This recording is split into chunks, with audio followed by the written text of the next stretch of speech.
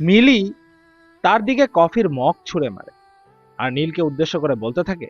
কয়টা বাজে দেখেছিস? নীল ঘড়ির দিকে তাকায়, দেখে সে 20 মিনিট লেট। নীল মাথা নিচু করে দাঁড়িয়ে থাকে। নীলকে চুপ থাকতে দেখে মিলি রেগে যায়। মিলি নীলকে বলতে থাকে। কি হলো? উত্তর দিচ্ছিস না কেন? হুম। নীলকে চুপ করে থাকতে দেখে মিলি আরো রেগে যায়। রেগে বলে, এরপর থেকে দেরি করে আসলে দেখবি তোর সাথে কি কি করি। এখন যা আমার সামনে থেকে, ফাইলগুলো কমপ্লিট করে নিয়ে আয়। বেচারা নীল বুঝতে পারলো অফিসে লেট করে আসা যাবে না। এমনিতেই ছোট মরিচের ঝাল বেশি আছে, তার প্রমাণও পেল নীল। নীল তাড়াতাড়ি ডেস্কে এসে বসতেই নীলের দিকে একজন এগিয়ে আসে। নীল কাজে খুব মনোযোগী থাকায় কারো উপস্থিতি খেয়াল করেনি। তখনই সেই ব্যক্তি কেসে উঠে এবং নীলকে জিজ্ঞাসা করে। হাই ব্রো, আমি রাজ। নীল তাকিয়ে দেখে তার সামনে তার সমবয়সী একটা ছেলে দাঁড়িয়ে আছে। নীলকে চুপ থাকতে দেখে রাজ আবার রিপ্লাই করে। ব্রো, আমার সাথে পরিচিত হবে না? কিছুক্ষণ পরে নীলের সম্মোহন ভাঙে এবং দ্রুত রাজের দিকে তার হাত বাড়িয়ে দেয় আর বলে, অবশ্যই অবশ্যই। তা ব্রো, তোমাকে ম্যাম এরকম বকাঝকা করলো কেন? আর বলো না ব্রো, একটু 5 মিনিটের মতো লেট হয়েছিল, আর তাতেই তো দেখলে কিভাবে বকাঝকা করলো। রাজ উত্তর দিল। কই ব্রো, আমি তো 5 মিনিট লেট করে এসেছি, আমাকে তো কিছু বলেনি। নীল প্রচুর অবাক হয়। নীলই কেন ওর সাথে এরকম করছে? অফিসের আরো 2 জন, তারাও তো লেট করে এসেছে, কই তাদের তো কিছু বললো না, শুধু তাকেই কেন? নীল কিছু একটা ভাবছিল। তখনই পিয়ন আবারও নীলের চেম্বারে আসে। পিয়ন এসে নীলকে বলে। নীল স্যার, ম্যাডাম আপনাকে ডাকছেন। নীল জবাব দেয়, শফিক চাচা, আমি তো কিছুক্ষণ আগে আসলাম, ম্যাম তো আমাকে ফাইলের কাজগুলো কমপ্লিট করতে বললেন। তা তো আমি জানি না স্যার, ম্যাম আমাকে বলেছেন তোমাদের নীল স্যারকে ডেকে আনো, তাই আমি আপনার কাছে আসলাম। পিয়ন চলে যায়। পিয়ন চলে যেতে রাজ পুনরায় নীলকে জিজ্ঞাসা করে। আচ্ছা ব্রো, ম্যামকে গতকাল থেকে দেখছি, তোমার ইন্টারভিউ নেওয়ার পর থেকে কেমন যেন চিন্তিত। আবার আজকে সকালে তোমাকে আমাদের সকলের সামনে ঝাড়ি মারলো। ম্যাম কি তোমার পূর্ব পরিচিত ব্রো?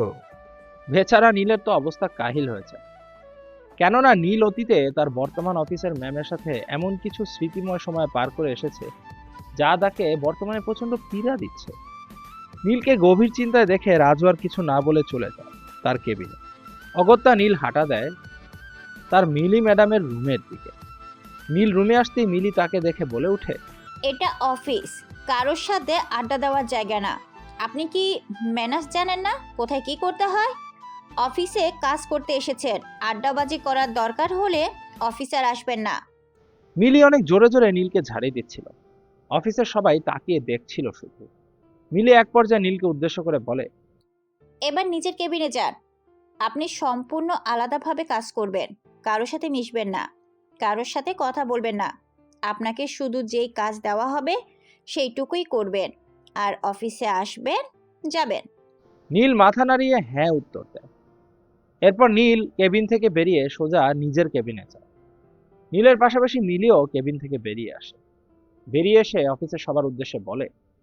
সম্মানিত কর্মচারীগণ, আপনাদের উদ্দেশ্যে আমার কিছু বলার আছে। মিলির কথা বলার মাঝেই রাজ প্রশ্ন করে ওঠে। কি বলবেন ম্যাডাম? মিলি রাজের কথাকে পাত্তা না দিয়ে জবাব দেয়। আপনারা কেউ মিস্টার নীলকে কোনো কিছু দিয়ে সাহায্য করবেন না। উনি গতকাল পরীক্ষায় যারা ইন্টারভিউ দিয়েছে সকলের মধ্যে ভালো করেছে। আমার ও আমার বাবার বিশ্বাস উনি হয়তো সবার সাহায্য ছাড়াই অনেক ভালো করবে। তাই আপনাদের কাছে একটা কথাই বলা, আর তা হচ্ছে মিস্টার নীলকে কেউ কিছু দিয়ে সাহায্য করবেন না, ওনার সাথে কেউ কথা বলবেন না, এমনকি মিশবেনও না। মিলির কথা শুনে অফিসের সবাই বেশ অবাক হয়, কেননা এই মেয়ে কি বলছে। অনেকে মনে মনে বলছে, আরে এটা তো অসামাজিকতা। নীল যদি কারোর সাথে পরিচিত না হয় তাহলে কাজের পরিবেশ পাবে কিভাবে? নীল জাস্ট ভাবছে, তুমি নিজের জেদের কাছে হারবে না, আর আমাকেও জিততে দেবে না, এজন্যই আমার উপর যতটুকু জোর করার করে যাচ্ছে। নীলকে চুপ থাকতে দেখে মিলি পুনরায় নীলকে জিজ্ঞাসা করলো। মিস্টার নীল, আপনার কিছু বলার আছে? নীল মাথা নাড়িয়ে জবাব দেয় না, তার কিছু বলার নেই। মিলিও খুশি হয়ে চলে যায় তার রুম। নীলও তার কেবিনে চলে যায়। এরপর নীল তার কাজ শেষ করে অফিসের নিচে নেমে দেখে মিলির সাথে একটা ছেলে দাঁড়া। ছেলেটি দেখে বেশ বড়লোক মনে হচ্ছে। মিলি মুচকি মুচকি হাসছে আর কথা বলছে ছেলেটার সাথে। নীল হালকা কান খাড়া করে শুনতে লাগলো। মিলি ছেলেটাকে বলছে, জানো আদিব, নীলকে আমাদের অফিসে চাকরি দিয়েছি। আদিব নামের ছেলেটা তো চোখ বড় বড় করে তাকায়। ও বলে, এটা কি করছো তুমি? আরে আদিব, টেনশন নিও না, ওকে তো চাকরি দিতেই চাইনি, ইচ্ছে করে অনেক কঠিন কঠিন প্রশ্ন করেছিলাম, ভেবেছিলাম পারবে না, কিন্তু পেরেছে। এখন সবগুলো প্রশ্নের উত্তর যেহেতু দিতে পেরেছে, তাই আর না করি কিভাবে বলো?